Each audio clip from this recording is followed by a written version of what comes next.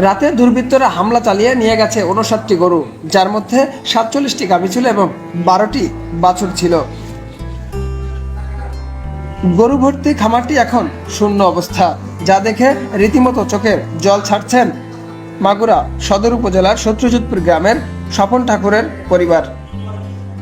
সরেজমিনে গিয়ে দেখা যায় প্রত্যেকটি গরু যে জায়গাটিতে খাবার খেত সেখানে শূন্য অবস্থায় পড়ে আছে। জানাচ্ছিলেন সেই রাতের বর্বর ঘটনা। গেল সোমবার রাতে স্বপন ঠাকুরের বাড়িতে হামলা চালিয়ে দুর্বৃত্তরা নিয়ে গেছে এ সকল গরু।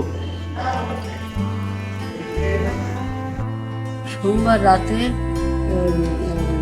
7:30টার দিক এরকম সময় আর কি গোয়ালির মধ্যে হুড়পাড় শব্দ আসছে। তাই মনে করেছি যে মনে হয় বাসে কোনো গরু বাসে ছুটে গেছে। আমি ছুটে আমি সাথে সাথে দৌড়ে যাচ্ছে, আসার চোটেই ওরা আর কি আমার কপালে ইট মেরে দেয়। ইট মেরে দিলে আমি মাথার মধ্যে ঘুরে উঠেছি। আমি তখনই পিছন ফিরে টাকাতে আর একজন একটা বাড়ি মেরে দিলে দেওয়ার পরে আমার ওখানে এই হাতের এইসব জায়গায় রক্ত জমে গেছে। দেখতে বৃষ্টি হবে না, এইসব জায়গায় রক্ত জমে গেছে। তখন আর কি আমি পিছনে ফিরে বলতেছি কি ওরা আমার গরু নিয়ে চলে যাচ্ছে। কতগুলো গরু ছিল আপনার এখানে?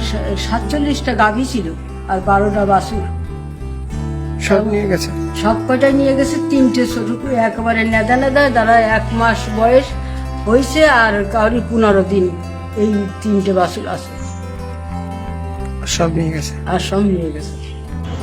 একদল দুর্বৃত্ত বাড়িতে হামলা করে সবাইকে আহত করে নিয়ে গেছে এ সকল গরু। এলাকার সচেতন মহল বলছে, যারা এই ঘটনার সঙ্গে জড়িত তাদেরকে আইনের আওতায় এনে কঠিন শাস্তির মুখোমুখি করা হোক।